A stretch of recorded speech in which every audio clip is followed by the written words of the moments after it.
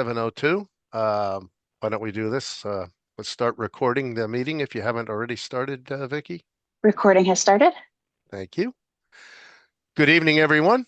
Welcome to this first Regional Planning Committee meeting of 2026 for the Lower Connecticut River Valley Council of Governments. It is Monday, January 26, 2026 at 7 p.m. We're meeting at Zoom on Zoom teleconference system this evening.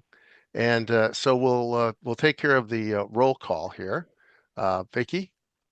Sure. I will list all those who I see in attendance. I will go for the members first. If a member is absent, then I will seat an alternate. If I miss you after I have done that, please let me know. Okay, you may have joined after I have started. So for Cromwell, I'm seating member Nick Demetriadis. For Durham, Frank DeFelice.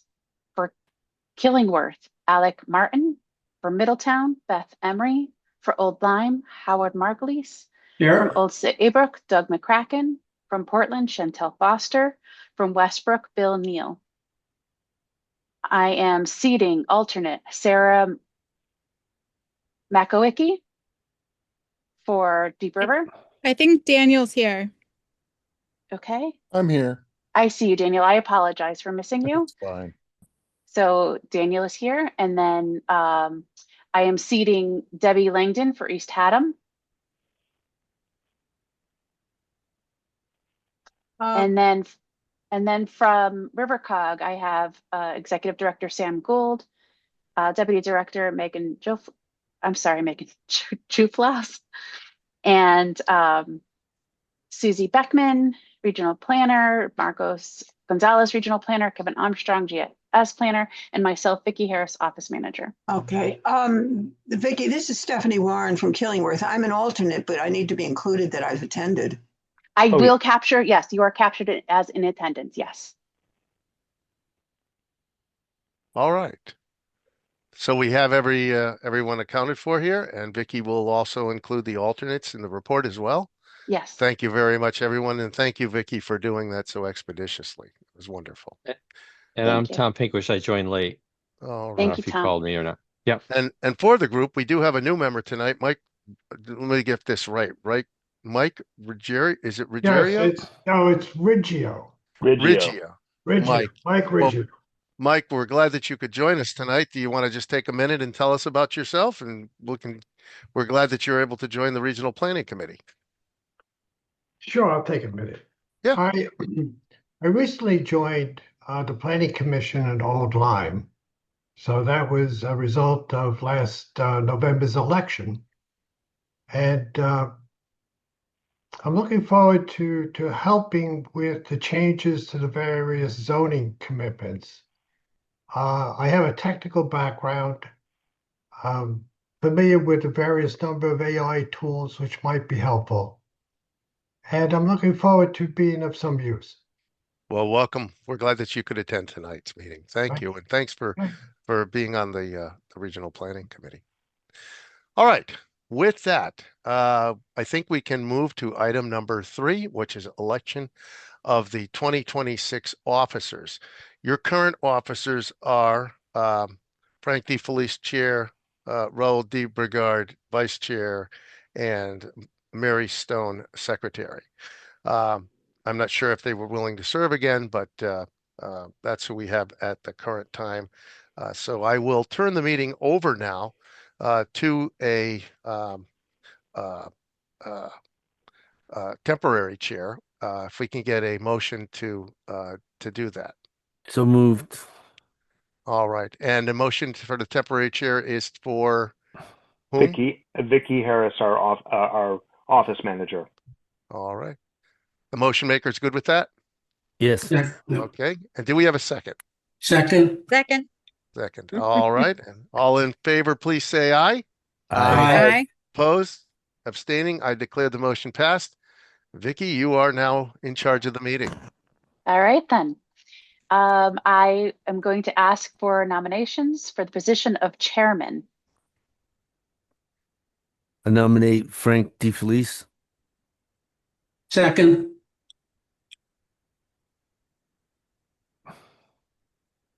Okay. Any other names?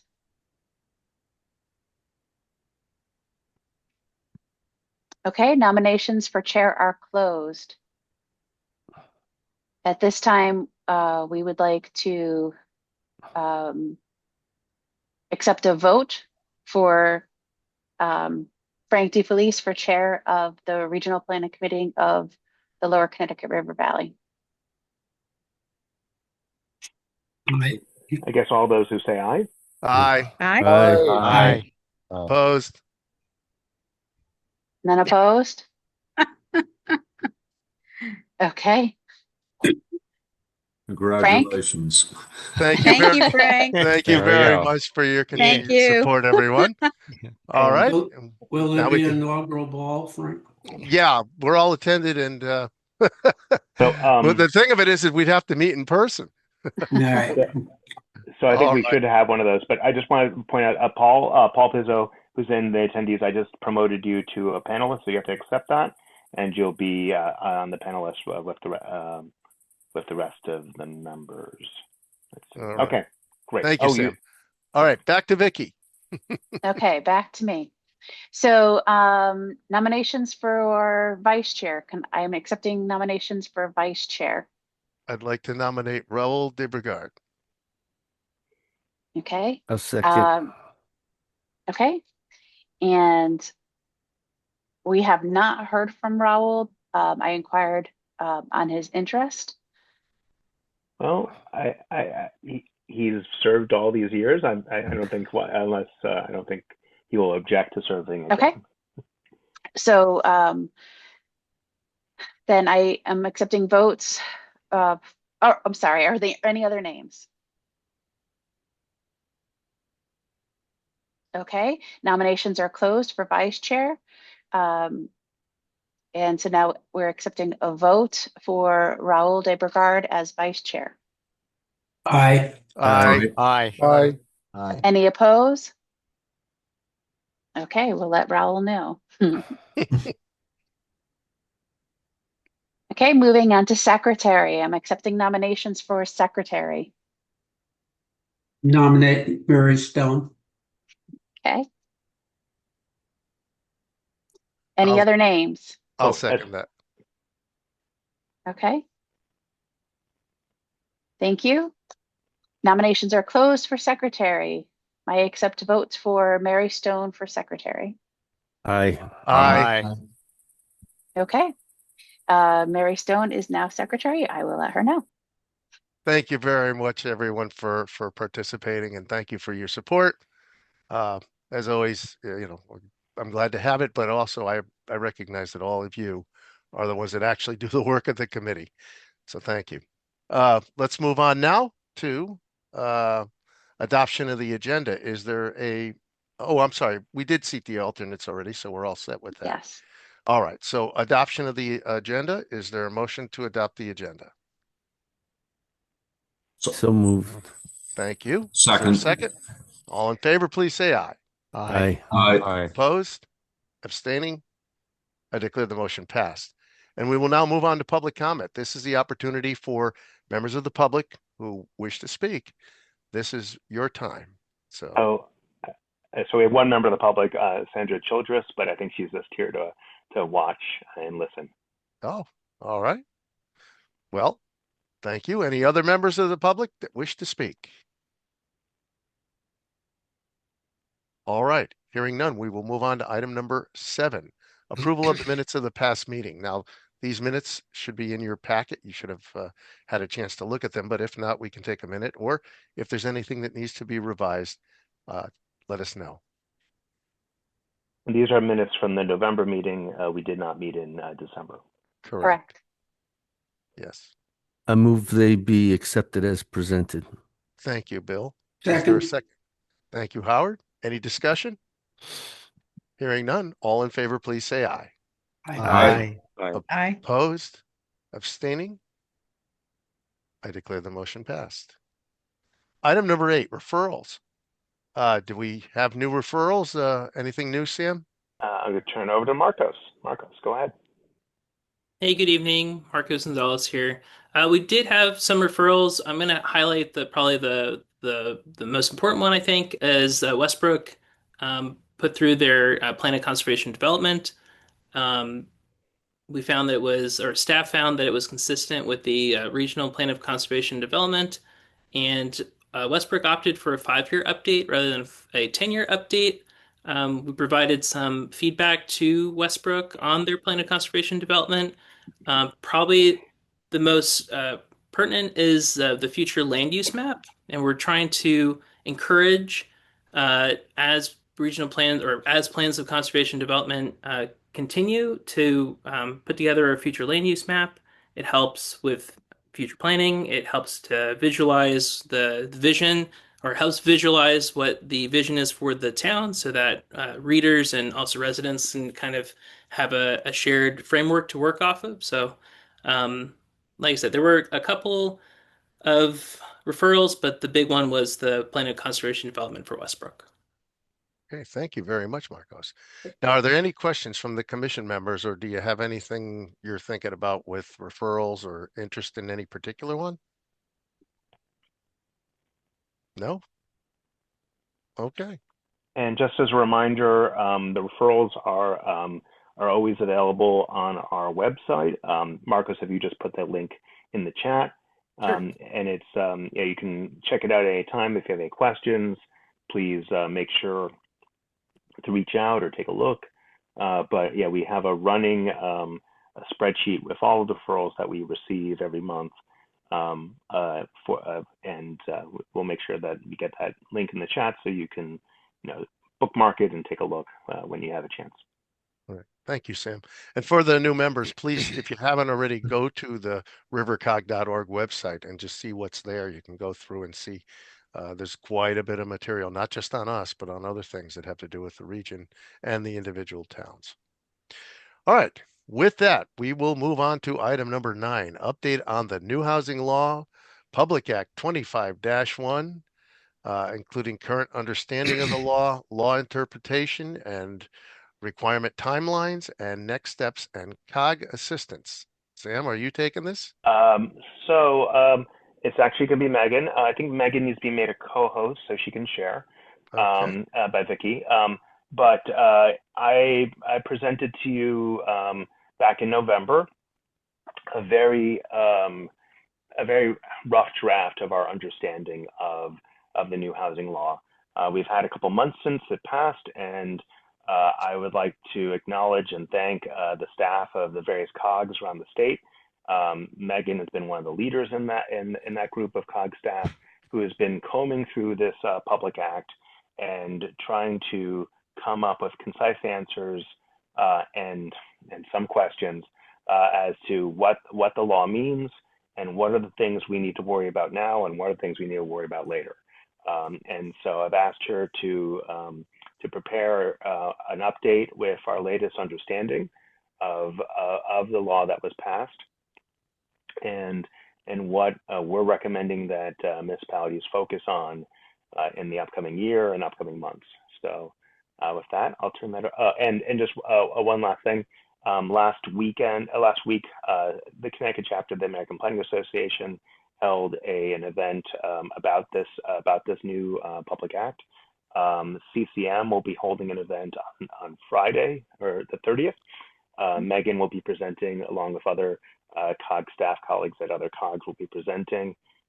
We can get that information out to you of how to register for that event. I think it is open. So we can get that information to you as well. So we're all trying to get information out to people from what our best understanding to give the towns the guidance of where they should be focusing on working in these, particularly for the next 5 months before July 1st. So with that, I'll turn it over to Megan. Sure. Thank you, Sam. Thanks.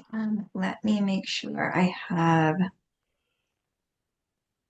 the right screen. Are you seeing the slides? It's still loading. Oh, now we are. Okay, great.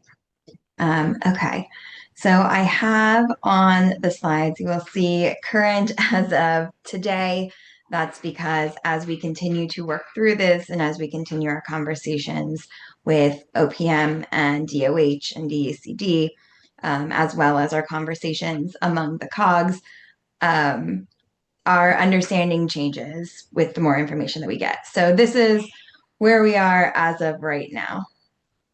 And I'll also preface by saying, don't shoot the messenger. I didn't write any of this. All right. Let's see. Yeah. So I have divided the bill or the public act by theme. First, we'll talk about some of the mandatory zoning changes, and then we'll talk about the housing growth plans. We'll talk about the optional provisions, specifically transit-oriented communities and priority housing development zones, and then a miscellaneous potpourri of other things you should know about. First, the zoning changes. These are kind of our high priority items because they are mandatory and they have the earliest deadline, July 1st, 2026. Although we have heard that there may be a fix coming, this deadline was based on a previous draft and it kind of slipped in. So the deadline might be extended. It's not yet. So right now we're still operating off of July 1st, 2026. The main zoning changes are middle housing and summary review in sections 16 and 17, parking and fee in lieu, sections 18 to 19 and 21, the protest petitions and hostile architecture. So we'll take each of these one at a time. First, middle housing and summary review. So section 16 of the act requires that zoning regulations allow transit community middle housing development or mixed use development on any lot that is zoned for commercial or mixed use subject to summary review. And the words that are in bold are ones that have specific definitions in the act. So what is transit community middle housing? It's defined in section 11 of the act, which is where transit oriented communities live. It is a residential building containing not less than 2 dwelling units, but not more than 9 such units, including but not limited to, and they give the examples, townhouses, duplexes, triplexes, perfect sixes, and cottage clusters.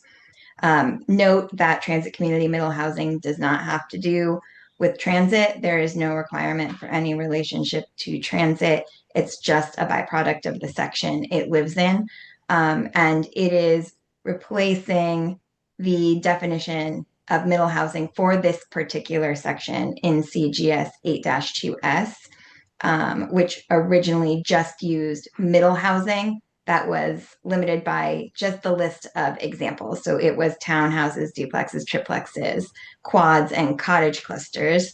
Slightly different, but it did not include 2 to 9 units, and it did not say included in a residential building or contained in a residential building. So that's kind of the difference in why they're referencing this definition instead. Mixed use development is not specifically defined in the act, but because the transit community middle housing requirement, section 16, is going to ultimately live in section 8-2 of the general statutes, this definition that also lives in that chapter will apply. So that is a development containing both residential and non-residential uses in a single building. Section 17 is where the definition of summary review lives. And Megan, if I may just go back. So what's interesting is that so mixed use development is really about a building, not really about zoning. Right. And it's quite interesting also. There are a couple of other things that are a little bit ambiguous in this section. For example, any lot that is zoned for commercial or mixed use development, it's ambiguous. The interpretation is going to depend on whether you focus on the purpose of the zone or the zoning district, or if you focus on the use table. And if you're focusing on the use table, the question is going to be, is it just by general permit or by special use or special exception? So that is unclear. That's not defined. We don't know. Talk to your attorney before making any decisions about what to do with that particular section and your interpretation, because if anything, we've found that reasonable minds can and will differ on the interpretation of this section. And if we are all differing, all of the attorneys are going to be differing, and that means there are cases to be made on either side. So we are fully open to admitting that there are going to be things that are ambiguous that we will not know the answer to, we will not be able to summarize. And at that point, it's going to be a talk to your town council, talk to your attorney about how you want to handle this. The other thing that is a little bit petty, but I think this group will appreciate it, is that technically cottage clusters are not contained in a residential building. And yet it is part of the definition. So do with that what you will. Right, because they're talking about one building, but cottage clusters are separate, independent buildings. Mm-hmm. But Yeah. then also the definition of mixed use as both residential and non-residential uses in a single building could put, if you have an office in your home that's a professional office, now is that a mixed use development building? Right. Yeah, so it's yeah. Another thing to be aware of is there is not a definition for commercial in this section. So be aware. It goes back to the interpretation of the purpose versus the use. Be aware that some heavier commercial uses might overlap with some of your lighter industrial uses. And so we don't know what will control in this situation. I'd like to just interject something before I forget, if you don't mind, Megan. From what I understand, the magic number is having 8 or less, because once you go beyond 8, there are certain other criteria that they have to follow. So I think they really like 8 or less. Is my memory 8 correct on that? 8 or less what specifically? I recall when everybody was talking about the bill that there's some protections and they don't have to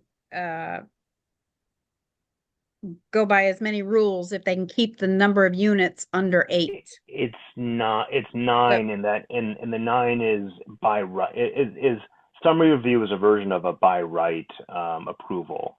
So if you want to build a 2 to 9 unit residential building in a commercial zone or a zone that currently allows for mixed use, and it's defined as residential and non-residential uses in the same building, you can build that 2 to 9 unit building. You still have to meet zoning and whatever the standards are in zoning, but you have this modified a by right process where you have to meet the standards and you can build it. The summary review is my next slide. Yeah, everybody was saying that, oh, you're going to see a lot of 8-plexes because they want to bypass some of the other things that would apply after that. Okay, thank you. Just to say, there may be other restrictions, whether it be health district or other things that may be important in getting your approval to build that this doesn't impact.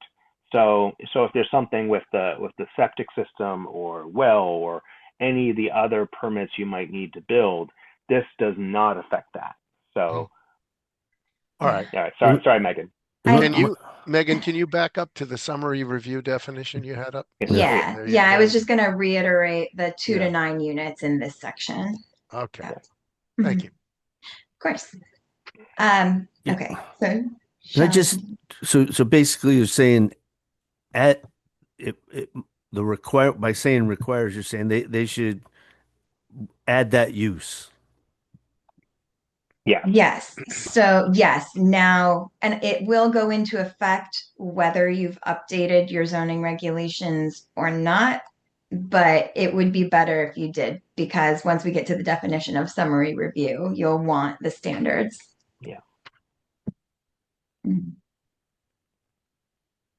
So summary review is defined in section 17, which is an amendment to the general statute section 8-2R. So we're still in the same chapter. It means able to be approved in accordance with the terms of a zoning regulation or regulations And this is the only new language from the amendment that's underlined, including but not limited to requirements concerning setbacks, lot size, and building frontage applicable to the proposed development, and without requiring that a public hearing be held, variance, special permit, or special exception be granted, or some other discretionary zoning action be taken other than a determination that a site plan is in conformance with applicable zoning regulations and that public health and safety will not be substantially impacted. So as Sam was saying, this is similar to as of right. The difference is that public health and safety requirement. The only amendment to this definition, like I said, is the example. So it's clarifying language to tell you what types of zoning regulations you can use in doing your summary review. And the key is non-discretionary, consistent with a site plan review. And then you can review for conformance with applicable zoning and public health and safety. Public health and safety analysis is ambiguous because that is by nature a bit discretionary. It will be unclear how that plays out, what kinds of criteria you may prepare your regulations with versus what will depend on the circumstances of the project and who is in the hot seat for making that decision. None of that is specifically covered in the regulations. Like for example, one type of standard that's not listed in here but could be included would be density. So let's say you have a density requirement of, let's say an acre per unit. If you want to build a 9-unit structure, you need 9 acres. You could create density requirements. You could also, but on the other side, if you don't create standards and someone comes in with an application on July 2nd, this might be a big problem for the town because what it's supposed to be a non-discretionary approval, yet someone's going to have to use their discretion to figure out what portions of a commercial zoning district apply and what don't, and how that all works. So it's a little bit backwards. And also, Megan, I'm just noticing something. What if you have a non-conforming parcel that's currently zoned commercial? That parcel does not meet the setback requirements for this new residential use in commercial zones. You would need a variance from like a setback. So I don't know how this works if you need a variance. Talk to your land use attorney. Okay. because it says you can't require variance. But you're going to have all sorts of so let's say you don't actually have the land area to build the 9-unit structure you want because your updated commercial zones don't have specific standards. Wait, Sam, but then it wouldn't comply in your summary I guess you're review. right. I guess it doesn't comply and you'd be rejecting it anyway. It doesn't say you have to approve everything. It just says you have to approve it in accordance with your zoning regs. So if it's not meeting your regs, then you can deny it. So if it doesn't meet the first bullet, then you deny it, and then you don't need a variance because you denied it.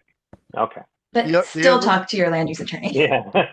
The other, just as an example, Megan, let me ask you this for the public health and safety. So say we have a development that wants to go in however many units, and I don't know about the parking on the street or not yet. But if the road is say it's only one lane and there's normally lots of traffic on it, 25,000 cars a day or something, and an emergency vehicle can't go down if there's a line, people to get in and out or something. Would that qualify as a public health and safety? I think an argument could be made. Okay, I know. Contact my local attorney. So this is where the lack of guidance. We are not going to get guidance from OPM in advance of July 1st on this. So unless the statute changes in this next session, I think in the vacuum of any case law or any information, I think a town could identify in its updated zoning regulations what does public health and safety mean. and why, and until you're told you can't define that by a court, I don't see why you couldn't identify traffic safety issues as a potential public health and safety issue. Good point. Yeah, it doesn't say that you can't, and I think the only caveat would be finding a way to do it so that it is not a discretionary decision. Right. All right. Hey, guys, I just wanted to say, I just remembered, I think it had to do with a requirement for a public hearing. I know there was a big difference and the magic number was 9 or less. So I think it has to do with a requirement or triggering a public hearing. Am I correct? That would track. You can't have any discretionary review, so there would be no public hearing for developments between 2 to 9 units. Yeah, so that's, I just wanted the rest of the members to know. That's why everybody's talking about, you're going to see a lot of, 8 or 9 units because it doesn't trigger a public hearing from the, the NIMBY community that doesn't want a high density project near them. So just letting you guys know. Thank you. All right. Megan, you want to continue? Sure. So there is also an optional action contained in section 16. You may also allow transit community middle housing development subject to summary review on any parcel that allows for residential use. So you're required to for commercial and mixed use. You may also for residential. Why would you want to do that? Because any developments that are created after you have enacted that regulation will be awarded a quarter housing unit equivalent point per unit once you've issued a certificate of occupancy. So that gets you closer to your 830G moratorium, whether or not these are affordable units. So it's a quarter point. If a town is at 2 or 2.5, it would give them the 2 3/4 for every unit. Say that one more time. All right. So say a town is at 2.5. And they put in, I don't know, let's say 3 units. That would give them what, 3 1/4? That would give them, yeah, in total. Yeah. Really? So they would get 1 1/4 for the 3 units. Oh, wow. Okay. And that is in section 41, which I'll cover at the end as well. Okay. So that's it for summary review and middle housing. Summary review will pop back up, but I just want to encapsulate. I know there is a lot of discussion that tends to get mixed up across sections. That kind of lives by itself. So we'll move on to the parking, the new parking standards, which are in sections 18 and 19. There are now 2 new restrictions on off-street parking. They're in sections 18 and 19. Section 18 is the big one. It says zoning regulations can no longer require a minimum number of off-street motor vehicle parking spaces for any residential development. Big exception, except as provided in section 19, which we'll get to. Section 19 also has a new restriction. Section 19 prohibits a municipality from rejecting an application for residential development solely based on failure to meet off-street parking requirements, unless lack of parking will have a specific adverse impact on public health and safety, which can't be mitigated through approval conditions that have no substantial impact on the viability of the development. So can't deny just because it doesn't meet parking requirements unless there's a specific adverse impact that you can't mitigate by conditioning it in a way that's not going to kill the project, basically. And there's exceptions to that as well, subsections B and D in section 19. So here's our exceptions. Section 19B and D provide the 2 exceptions where municipalities can regulate minimum off-street parking requirements and also outline the criteria that you need in order to reject an application for failing to meet parking requirements, besides the ones that I just talked about. For developments that are over 16 residential units, they may require off-street parking requirements, but they must allow a developer to submit a parking needs assessment, and they lay out specific requirements that need to go into that parking needs assessment, proving that less parking is required. Developments under 16 units can only require off-street parking in a conservation and traffic mitigation district. And again, you must allow a developer to submit a parking needs assessment with the same requirements as for over 16 units, proving that less parking is required. I will note 16 units is missing. It's in the Bermuda Triangle. We think it was an accident. So that's a fix that the state is aware of, and they're planning to put it somewhere. Megan, we had this come to our last meeting last Thursday, and we were in the quagmire of 16 because that's how many units it is, and they were short one space, and we basically we felt that we couldn't refuse them because everything else was in order. But did we interpret that correctly? Would you say it's not in effect? That is very random. Yeah, it's not in effect until July 1. So right now you still could. Right, but 5 months they would come back. Yeah, okay. Yeah.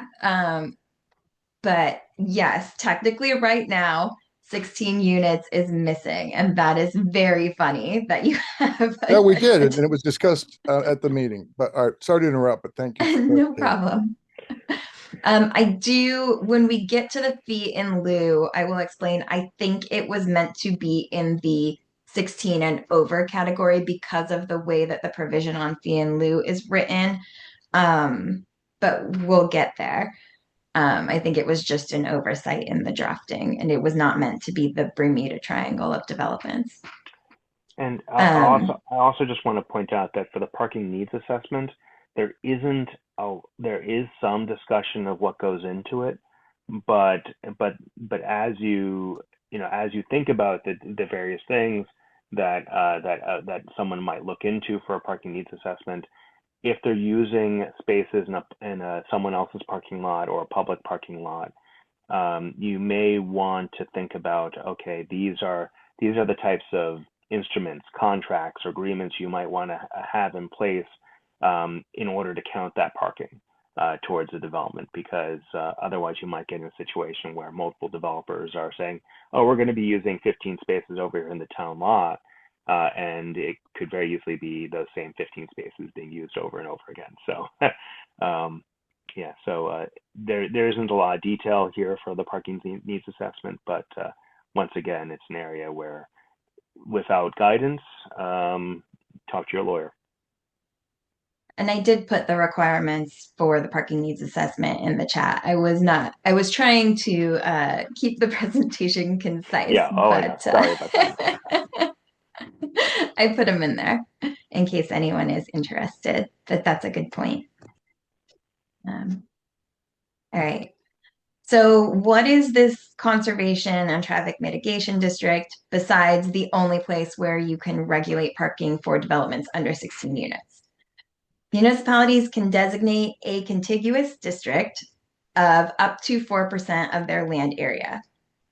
They can actually designate up to 2 of these districts, and they can be next to each other. So you can have one district that makes up 8% of your land area. You have to submit these districts to OPM.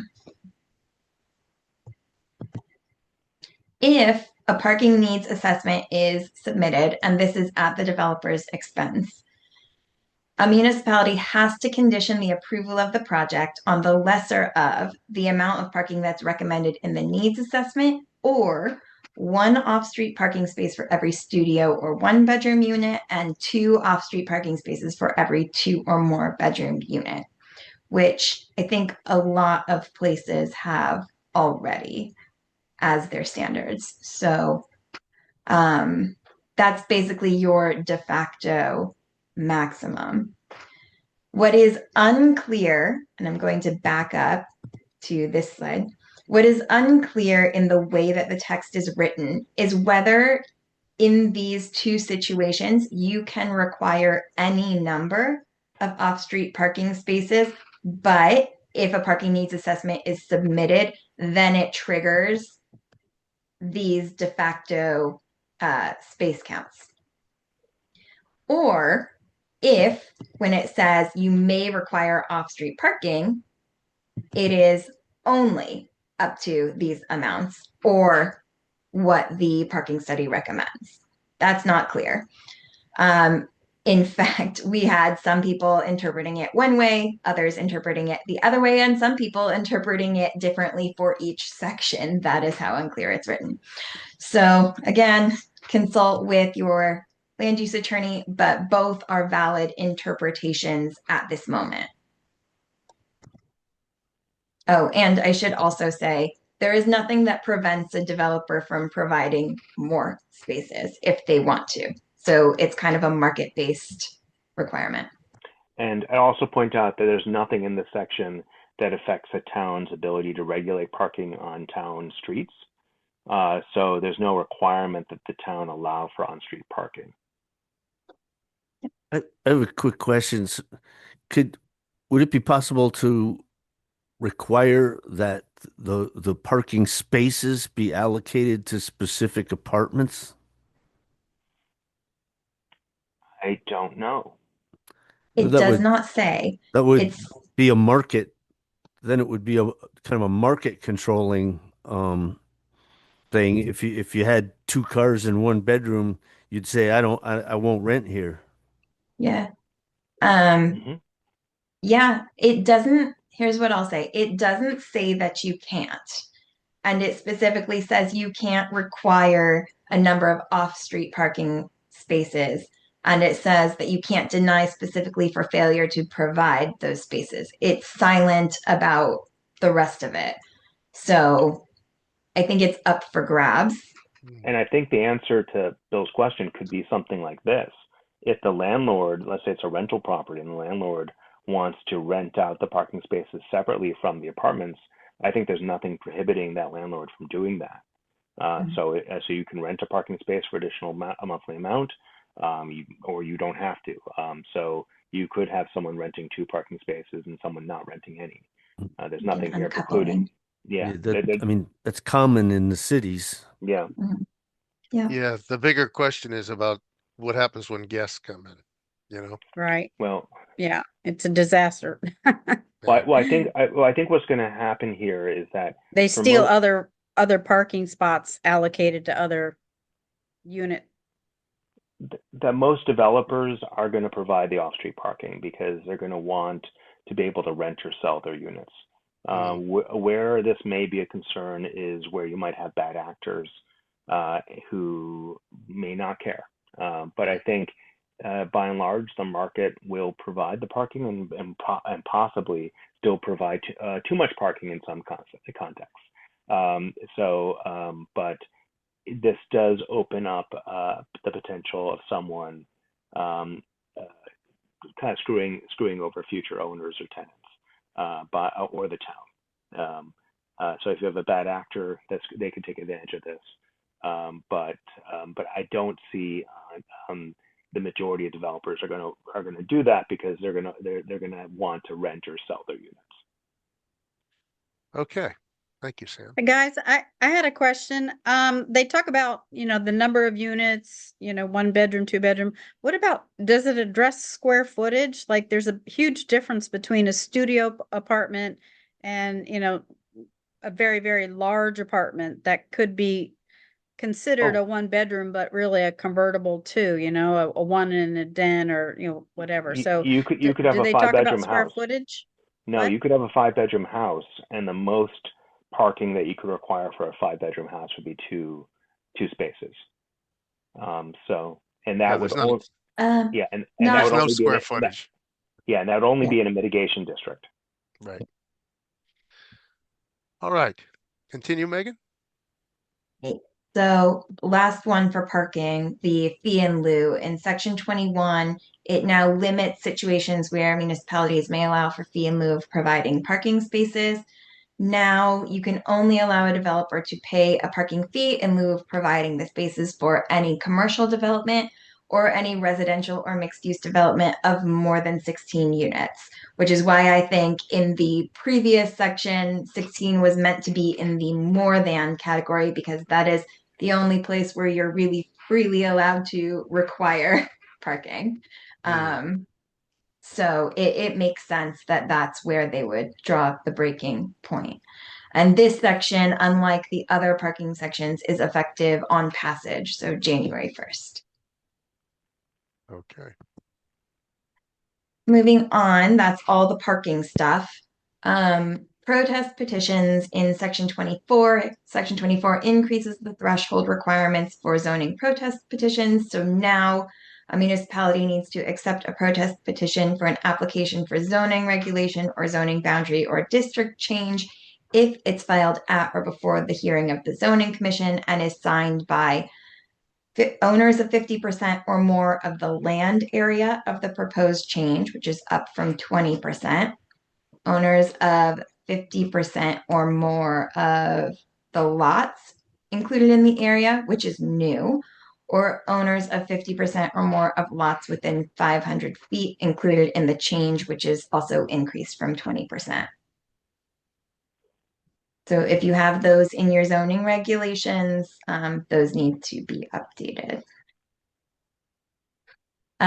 Moving on, hostile architecture, section 26.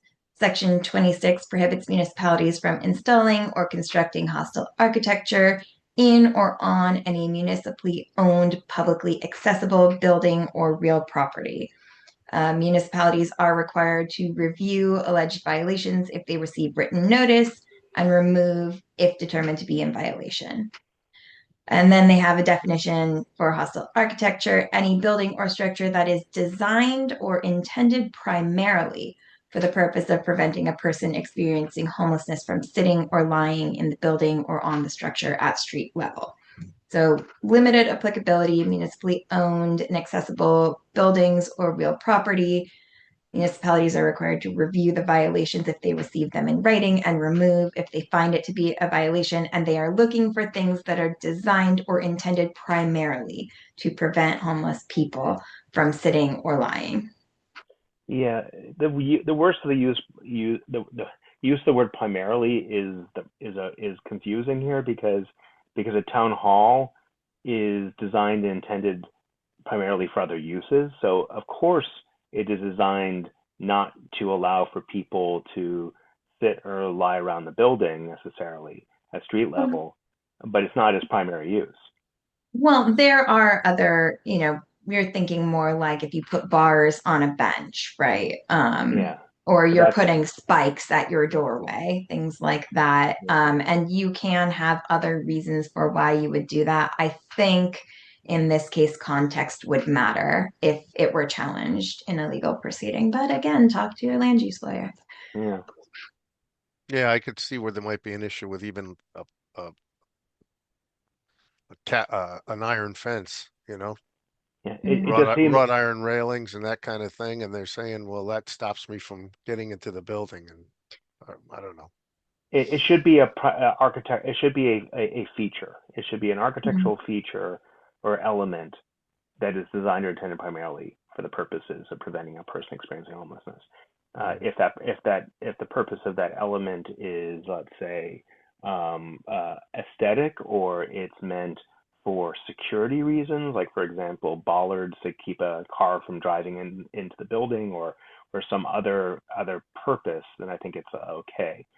This is just another thing where the language just needs to be fixed. A little petty. Yeah. All right. So that's the sum of the required zoning changes.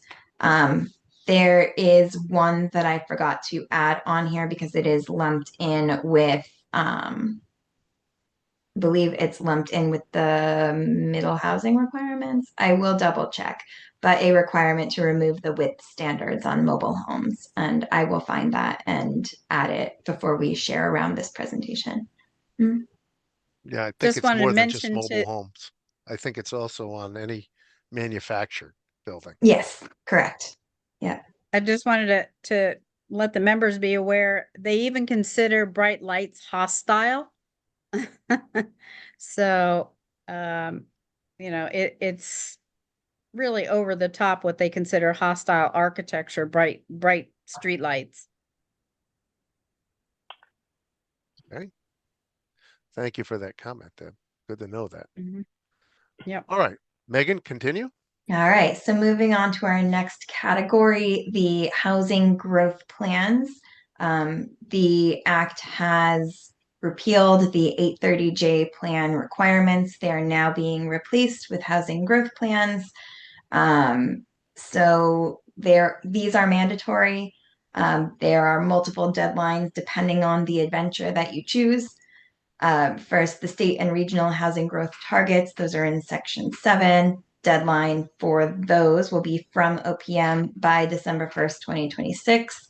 Then the regional housing needs assessment and municipal affordable housing goals, those are also in section 7. The deadline for that will be from us, June 1st, 2027. And then the municipal and regional housing growth plans are in sections 5 and 6. The deadline for that for all of us will be July 1st, 2028. We are in the first batch. So starting in chronological order, even though the Act has them in reverse chronological, the state and regional housing growth targets in section 7, OPM with DOH, DECD, and the COGs will evaluate the need for housing over the following 10-year period. The need will be based on multiple factors that include, but are not limited to, housing replacement need, availability of affordable and deeply affordable housing, number of household formations, population demographic changes, and measure of housing cost burden. And the evaluation will inform housing growth targets for both the state and each planning region. Our understanding right now is that these numbers are going to include everything. It's going to be rather large, but not necessarily all new development targets. The regional housing needs assessment and municipal affordable housing goals are in section 7 also. The COGs then have to develop a regional housing needs assessment that establishes a recommended affordable housing goal for each municipality in the region, again, for the following 10-year period. It's going to be based on or related to the state targets, but my understanding, again, as of right now, is that it does not have to be the same. So we're gonna keep an eye on that as we learn more. We'll keep you posted. But the regional housing needs assessment must use a methodology that is designed with due consideration for the duty of the state and the municipalities to affirmatively further fair housing pursuant to section 8-2, relies on appropriate regional metrics to ensure adequate housing options that include but are not limited to number of households at or below 30% AMI with housing costs at or above 50% of income, overcrowding and other cost burden indicators using the CHAS data from HUD or similar source, uses appropriate factors for fairly allocating need among the municipalities, and that's those goal targets that include but are not limited to proximity to current or planned public transportation, any commercial or industrial zones in which significant employment opportunities exist, or any downtown areas as defined in section 11, which is the TOC section. Availability of developable land, and I do have that definition on a later slide, and share of multifamily housing stock, and then apply adjustments such that the recommended affordable housing goal for a municipality increases relative to other municipalities in the region if they have a higher equalized net grand list per capita, higher median income, lower percentage of population below the poverty threshold, or a lower percentage of population living in multifamily housing. And no recommended affordable housing goal will exceed 20% of occupied dwelling units in the municipalities. That's a cap.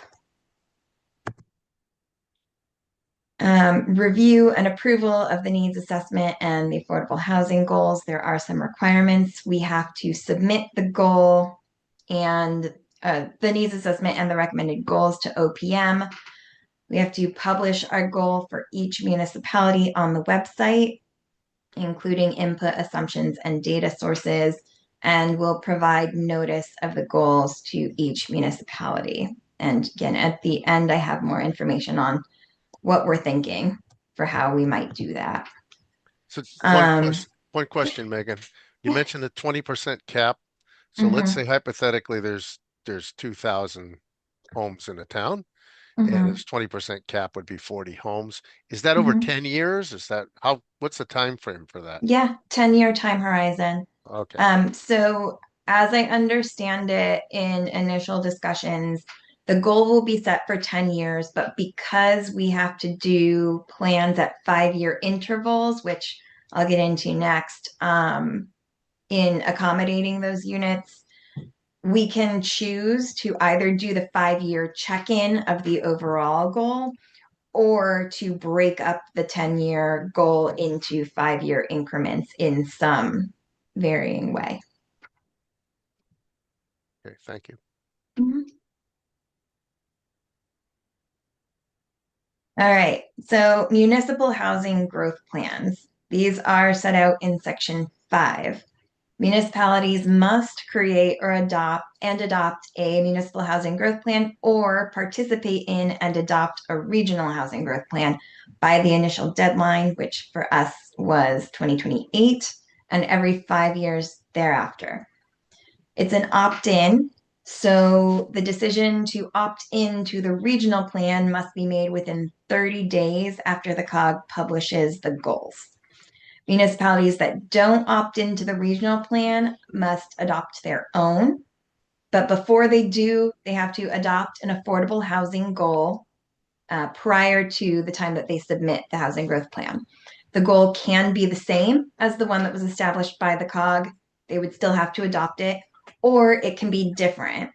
If it's different, then the municipality has to provide written explanation to the COG specifying the reason why it's different. We don't do anything with that. We just receive it. So we will read your lovely writing. That's all that is. So the considerations that have to be required in the municipal housing growth plans, again, set out in section 5. They have to be consistent with municipal, regional, and state plans, conservation and development, as well as plans by the local water pollution control authority. They have to identify specific zones or parcels that may be developed to meet the affordable housing goal through the process of summary review, and maximum allowed density for each of those zones or parcels, probably zones. Identify strategies that the municipality has or will adopt to improve accessibility of affordable housing for individuals with intellectual or developmental disabilities. Identify strategies that the municipality has or will adopt to promote development of diverse types of housing. Inventory developable land. Explain how the plan meets the requirements of Section 8-2B, including furthering the purposes of the Federal Fair Housing Act. Identify projected infrastructure needs, including wastewater capacity that would help the municipality meet their affordable housing goal, and provide an implementation schedule for policies, strategies, and actions in the plan. And I'm going to take this definition of developable land and put it maybe in the chat for everybody.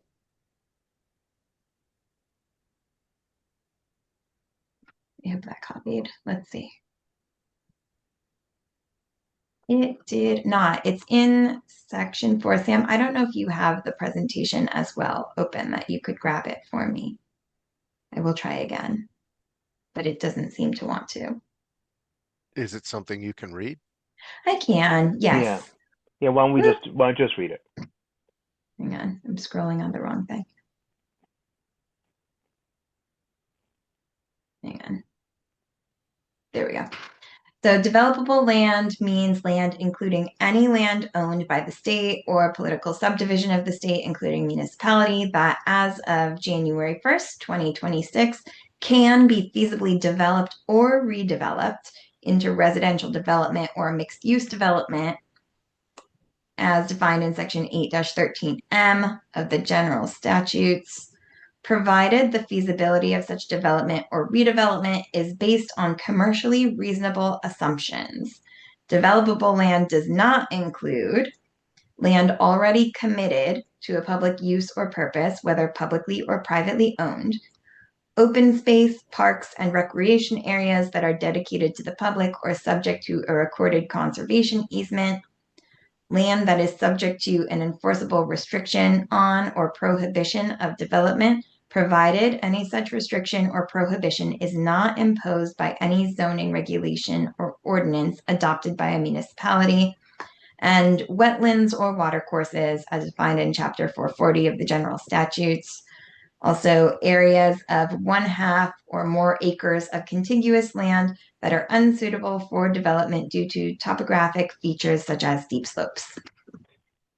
So open space, wetlands, steep slopes, and what? That's committed to a public use or purpose. There we go. Thank you. Okay. Yes. So review, approval, and reporting requirements. You have to submit to the COG for review 90 days before you submit to OPM for us to opine on it, and then submit to OPM for the approval by 2028, file with the town clerk and post on the website, and then adopt and implement the housing growth policies. And you'll be required to submit an annual progress report to OPM, and progress reports will be used to demonstrate progress as a condition of award for the housing growth program funds. What we understand about the progress reports, they are interested in, have you done the things that you said you were going to do? So they're not necessarily looking at how many units have been built. They're looking at what was within your control that you said you were going to do in order to encourage more housing, and did you do it? And that's the progress that they're trying to track. And also, I'll remind everyone that the units that at the core of this statute is deed restrictions. So it could be deed restrictions on new units. It could be new deed restrictions on existing units. It could be renewed deed restrictions on expiring deed restrictions. So the units that are in the statute is deed restrictions. So you could potentially have a program in town where you take a look at your deed restrictions that could be expiring and come up with a way of renegotiating, probably with cash, new deed restrictions. But that is the base unit of the statute. Of course, you really should be looking at housing larger than that, as to what are the approaches, because there's many different interventions towns can do. I think that's the spirit of the statute, but the actual language is deed restrictions. Okay. All right. Thank you, Sam. Megan? So moving into regional housing growth plans, it will keep this one relatively short. These are in section 6. Each COG has to develop a regional housing growth plan by the initial deadline in every 5 years. So we are on the same timeline as the municipalities. COGs must include all of the same requirements as the municipal housing growth plans in section 5 that I just went through for each municipality that has elected to opt in. So basically, if you participate in the regional housing growth plan, you will have your own section that has all of the same things that you would have to do in your own plan. Just we would do it. In addition, the regional plan has to include housing growth policies that each municipality has or will adopt to reduce regulatory barriers and promote the development of housing. Each municipality that opts in has to adopt and implement the housing growth policies in the plan and submit an annual progress report to OPM. The housing growth plan would have to be adopted by the COG board and also by each municipality through their chief elected official and their planning commission or planning and zoning if they're combined.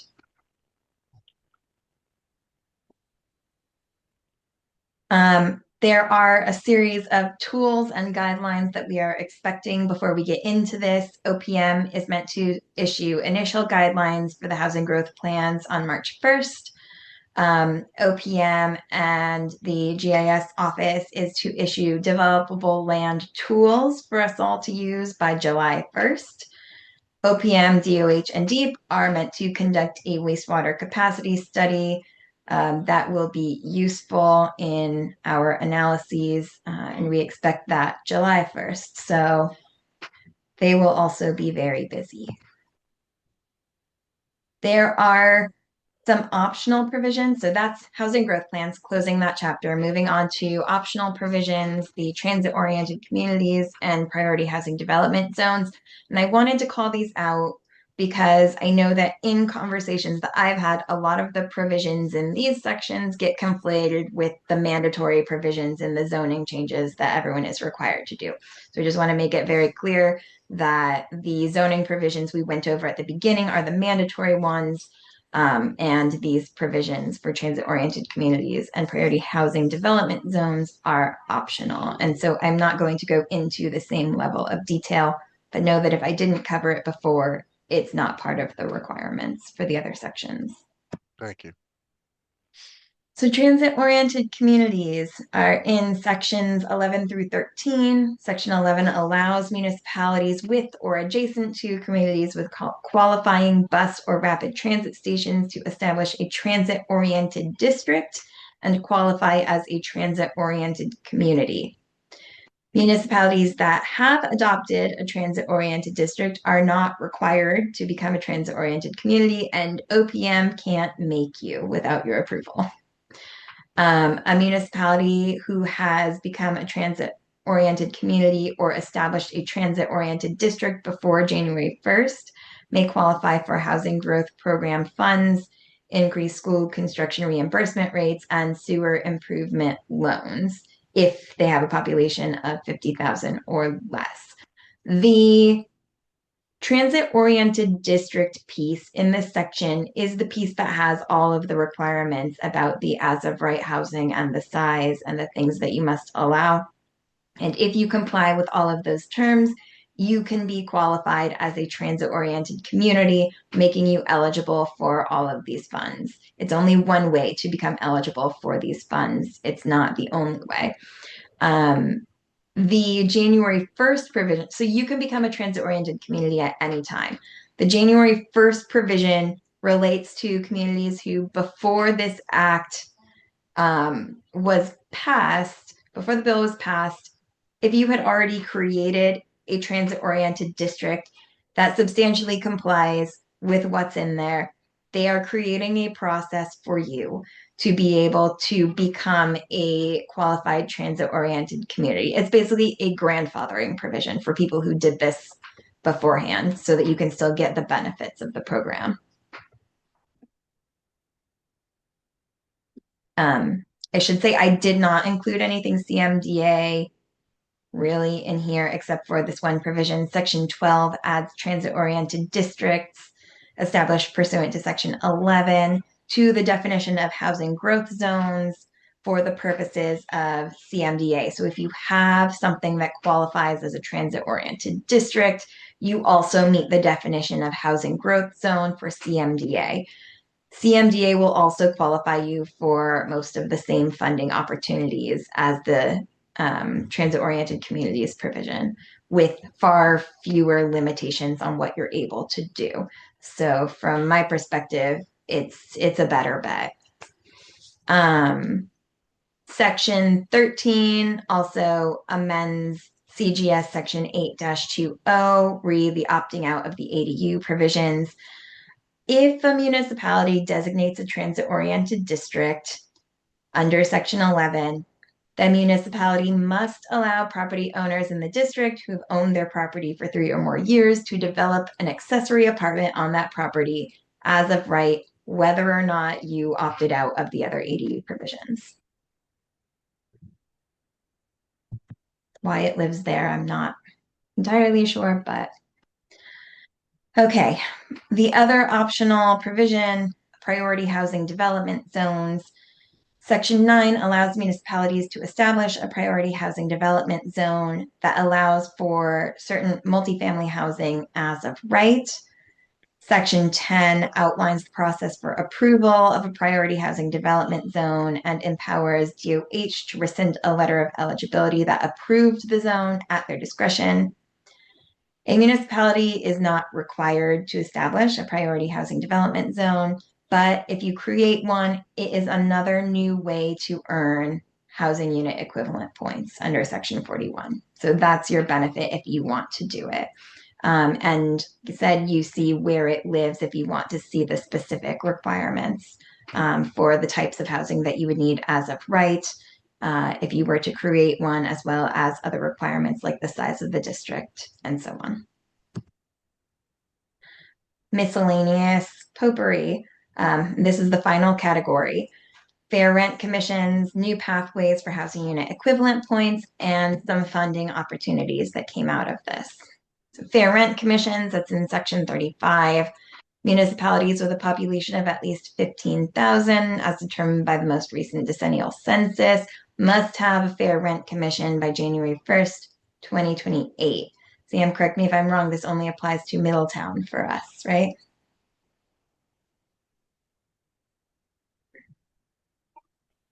Yeah, Middletown's already required to have a fair rent commission, so this doesn't change anything for any of our towns. But we'll put it out there for everyone in case they're interested. Compliance can now be achieved through joining or creating either a municipal fair rent commission, a joint fair rent commission with 2 or more contiguous municipalities, or a regional fair rent commission established by the COG. But no one here should really have to worry about that.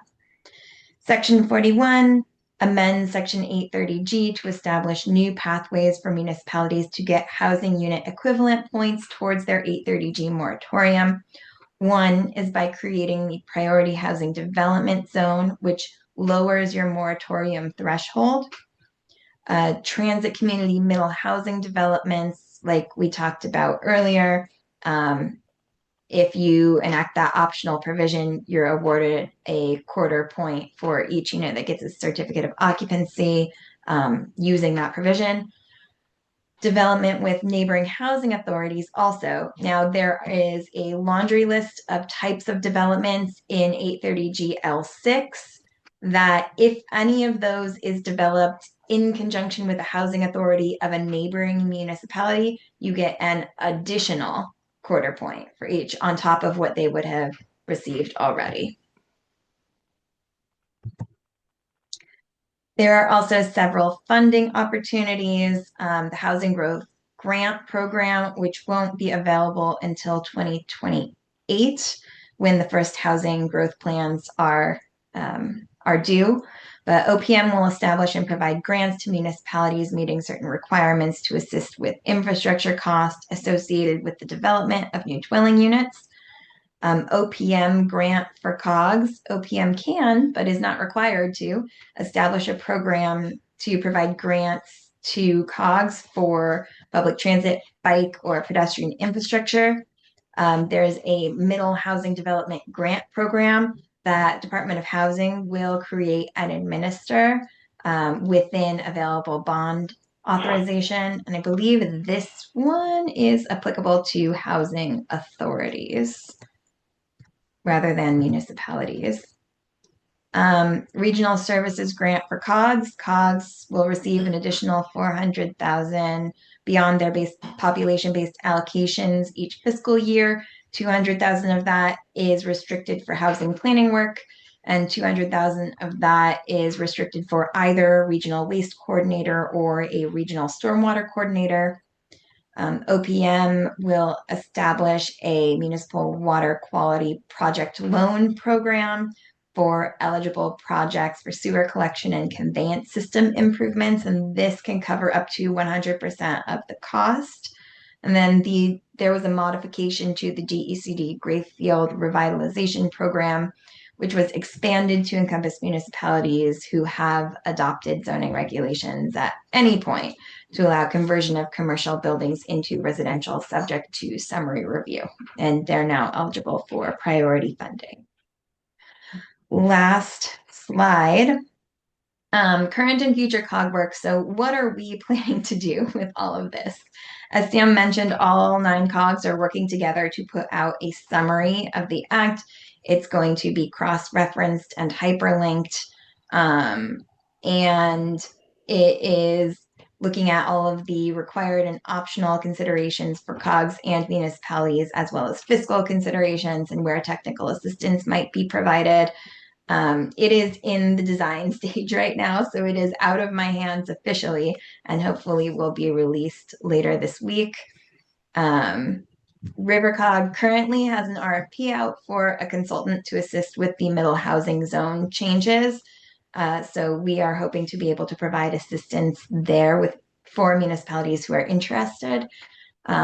We also may be able to provide technical assistance on establishing the conservation and traffic mitigation districts if you're looking for help with that, particularly the mapping of it if you don't have GIS staff to make sure that we're doing the 4 to 8% of the municipality. And then for the housing growth plans, the COGs are going to be working with OPM on figuring out the state methodology. I don't know how much influence we are going to have, but it seems to be in very good faith. So I am hopeful about good collaboration. COG staff will also be working with all of the municipalities when we're creating the regional housing needs assessment and the municipal goals. So I know we are not required to post them until June 2027. However, our goal is that will not be a surprise to anybody by the time those get posted. We want to be working with each of the municipalities to make sure that they are part of the process of creating that. And this group will also be an important component. If municipalities opt into the regional housing growth plan, RiverCOG will again be working in partnership with each municipality to draft their section. And then I put the note on here again, although I said it earlier.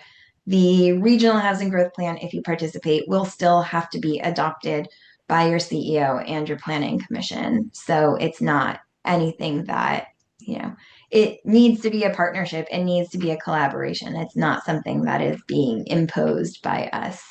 And it's optional. So if you don't want to participate, you are welcome to do your own.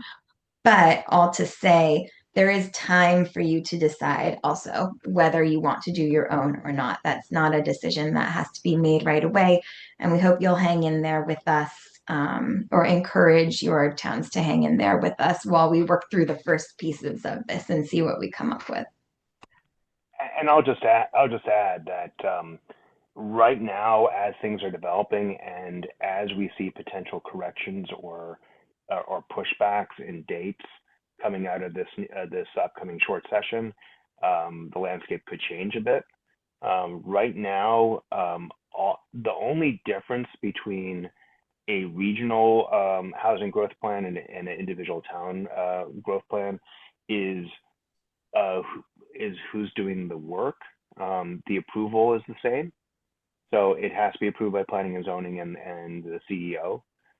So it's the same approval, regardless if it's you're part of the regional plan or the individual town plan. And if all the towns decide to go on their own, there really isn't any regional plan, because the regional plan is just an aggregation of individual municipal plans. So what we're hoping for is that we'll be able to use some of the funding that we'll be receiving to do housing planning, and we will be able to either hire a consultant to be able to help with the towns to create these plans. And however we want to do them, either as individuals or regional, it really is the same, because the contents are the same, the adoption process is the same. And since it's going to be the COG board, the COG is an extension of the towns. If the towns can't accept the number, I don't see how the first selectman would approve it. And also because of the vagaries in the statute, there really is no clear connection between the state numbers that the state and housing analysis comes up with and what the regional numbers are, because the state numbers are about all housing, whereas the regional and municipal numbers are about deed restrictions. So they're different units. They're completely different units. Like deed restrictions are meant for affordability. Housing units are meant for there's a need for market rate units. There's a need for affordable units. So there's a relationship there, but it's not. The state is not going to give the regions a mandate of a number of this is how many affordable units you're going to have to deed restrict. It's instead they're going to say this is how much housing we see is needed in the state of Connecticut over the next 10 years. They may have regional numbers of that housing need, but then when it comes to the region and the town's work, I think we get to reset and get to come up with, this is a number of deed restricted affordable units that we see as possible. But we could put in our plans that deed restrictions obviously are not the only tool that can be used to provide affordable housing. Vouchers and subsidies of market rate units is obviously something, and our plans could identify the need for investment in that. Lowering utility costs or providing better public transportation in the areas where you can serve with public transportation that alleviate the need for owning a vehicle or a second vehicle, that can definitely help people afford the rent. So there's other approaches. We're not limited in our plans to including these other approaches, although the approach that the statute talks about is just the deed restrictions. And furthermore, we had a meeting a few weeks ago with OPM, the COGs and OPM. They're not going to try to play gotcha here. They are scrambling just as much as we are to try to understand what this is. And I don't think that there's any appetite with the staff or the leadership at OPM to slam the COGs or the towns with some crazy number, because I think they realize that this is a lot, and also talking to their staff, they clearly understand that deed restrictions is just one part of this. And I think with the upcoming expiration of the first 830G deed restrictions from the 90s coming up, I think this is going to provide a foundation for further advocacy. Okay, 830G restrictions are expiring. What are we going to do? Are we going to have some sort of fund to be able to negotiate with owners to renew that? Because if I was a landlord, I wouldn't renew my deed restriction. The other thing that became very clear is there's a great benefit for having good data about your deed restrictions. There is a requirement that the towns submit that information to I think Department of Housing on an annual basis. But anecdotally, one of the COG directors said that they had some interns working in the town and discovered when they went through the land records, they had more deed restrictions than they knew. And so having good data as to what your deed restrictions are and when they expire is really important. And then it also begs the further question of, and we can kind of turn this around, the emphasis is purely on deed restrictions here in the statute. How do we even know they're being respected? There's really no way of knowing unless a tenant or something happens. You could have a sale that goes through where the person pays too much and it's not caught by the title company or something. So but it's really on the towns, but I think it's unrealistic to expect enforcement from the town level. So, yeah. Well, thank you, Sam, and Megan. Thank you for that outstanding presentation. I'm pretty sure that every one of the commission members would like you to forward it out to them so that they Yeah. can present it to their towns. Absolutely. Yeah, Of course. and to do all that talking, you did a great job. Thank you. Yeah. And Starting to and go a little hoarse. yeah. I could So hear. I could hear. I saw you drinking the water. yeah. So All right. So questions or comments from the commission yeah. members? So Debbie put a number of comments in the chat, and I tried to respond to them. And I think you have some great ideas, Debbie. And one of the good things here is there is good language in the statute talking about environmental constraints on land and trying to look at what is developable in towns and what isn't. And since since the state is not directly dictating to us any number, and I think the regions are going to be somewhat free in how they conduct their analyses. All these environmental constraints like FEMA 100-year floodplains, hurricane inundation zones, steep slopes, different constraints on land that may not be ideal for development can be taken into consideration. And there was also another part of our discussion of OPM that I thought was really helpful, was if you noticed in Megan's review, it talked about how we're going to take into consideration where there's jobs and transportation and infrastructure, which is good planning. That makes sense. You want to put development where you have the facilities and infrastructure to support it. But then it had a modifying factor about grand list, and so that you would give more units to towns that were richer. Well, those towns may not be places that have any infrastructure, or might be poor places to develop. And OPM said, the statute doesn't tell you what that modification is. It does, and so therefore we are not going to weigh in on that, or what compliance looks like. So I think there's so much in here that we can kind of, definitely at least in this first go round, everyone's struggling to comply.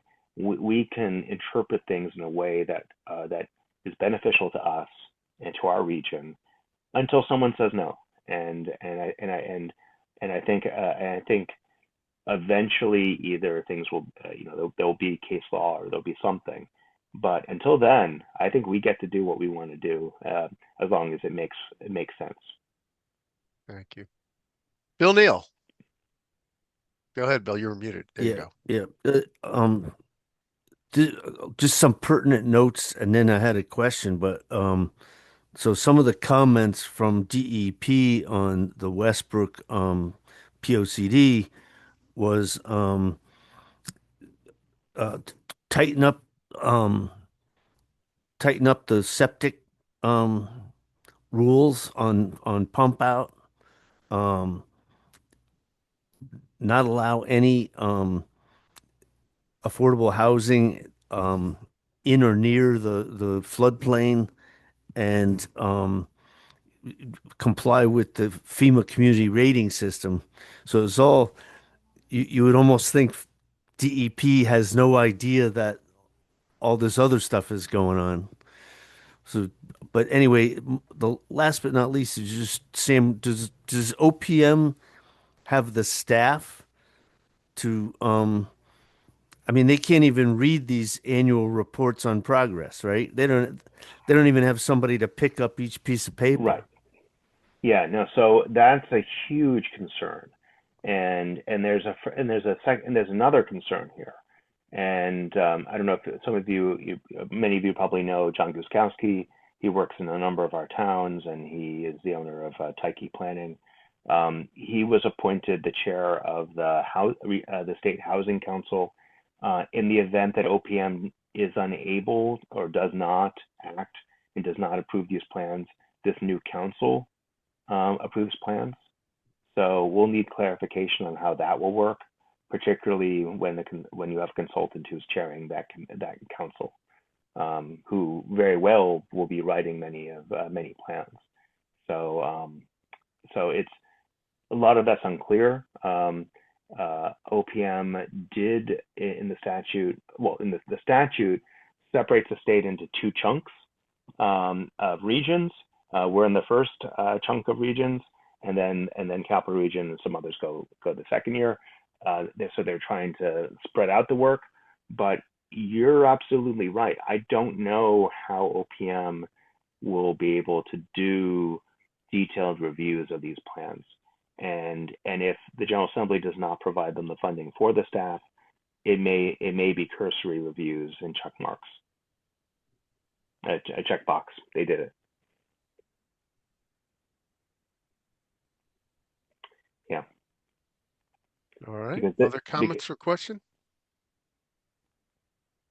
Any other comments?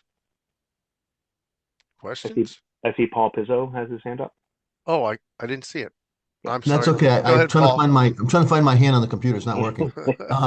So Sam, this is all based on incentive. So we encourage our towns to put in this extra housing, and there's some funding that comes along with that. Can you kind of describe a little bit? I mean, some of it's going to come through planning, right? You've received money from the state to help us with planning, each individual town. How does it work with helping provide money for the actual construction of housing? Is there anything that you have in your quiver of tools that'll help someone who wants to actually develop housing? So, the first thing that comes to my mind why Megan brings up the slide is right now the best source of potential assistance is from the Connecticut Municipal Development Authority, CMDA, and they are partnering with towns looking to do public-private partnerships, and they do have bonding authority as a state authority, but there is new money that is authorized in this law, but the appropriations don't happen in the short session. They happen, that work will happen in the long session. So we're still a year and a half out potentially from new funding coming. I see that being funded in the next session, not this session. Go ahead, Megan. I'll tack on to that. So the Housing Growth Grant Program funds won't be available, as Sam was saying, until 2028, but they will be designed to assist with infrastructure costs associated with development of new housing. There's also the Middle Housing Development Grant Program, which is specifically for housing authorities in the development of middle housing. There's also going to be the Municipal Water Quality Project Loan Program, which is specifically for wastewater infrastructure projects. And then the Grayfield Revitalization from DECD is going to have funding for the conversion of residential to commercial. So those are the ones that are new from this. Yeah, it's the wastewater one that I'm working on a couple of projects right now that are in, and the problem we have in small towns is there's no sewer. So wastewater becomes a problem with design septic systems. So that's a financial deterrent in a lot of cases. So looking for some assistance in that, either in the planning side or in the construction side, is going to help us in our small towns actually create this housing. So just to keep pushing for it. Thank you. All right. Thank you, Paul. Others? Yeah. Question. You speak of funding. Is this state or federal, or is it split? State funding. All state funding. Mm-hmm. Where the hell is this money coming from? I have no idea. The money fairy. Really? It's coming from you, and it's coming from me. It's coming from Megan. Right. Yeah. I see. Yeah. Damn. But the more houses we build, the more taxes we'll collect. So it'll right out a little bit more, right? That's the theory. That's the theory. Well, as Sam mentioned, this session that's going to go from January to June is not a budget session. Right. So the best following all the best they're going to do is have a budget section in 2027. Right. And depending upon how much federal money is coming or not coming, and et cetera, there's going to be nothing, not a nickel available until July 2027, and that's going to be affected by all these other things, which are all going the wrong way. Yeah, I'll bet you the money doesn't really start flowing until 2029. Yeah. Because if you think about it, short session this year, long session, but not early enough for 28, 28 short session, 29 long session. So Yeah, and OPM, although they're the ones who you have to who you will send progress reports to, they realize that you can do everything within the town's power, and still, if there's no market, there's no private developers, there's a real estate collapse or demographic collapse. Like Right. nothing might be built in town, and you did everything that you were required to do, and Yeah. they completely understand that. So they understand that this is not a panacea. all right. Yeah. Any other comments or questions? Phew. If not, we'll move on to the next item, which is item number 10, miscellaneous state, regional, and local planning issues. Not sure if we have any after that great presentation, but it's possible. Any? No? All right. Well, as that's the case, then a motion to adjourn would be in order. Motion to adjourn. Motion's been made. Second. Thank you, Alex. Is there a second? Yeah, Bill Bill. Neal made the second. Thank you, Bill. Is there any discussion? Hearing none. All in favor, please say aye. Aye. Aye. Opposed? And good night. Abstaining? Declare the motion passed. Have a good evening, everyone. Good night. Thank Stay you warm. very much. Thank for you. being- Thank you very much, guys. Thank Thank you. you. Thank you, everyone. Thank you, Megan. Thank Good you. night. Good night. Night. Bye-bye. Good night.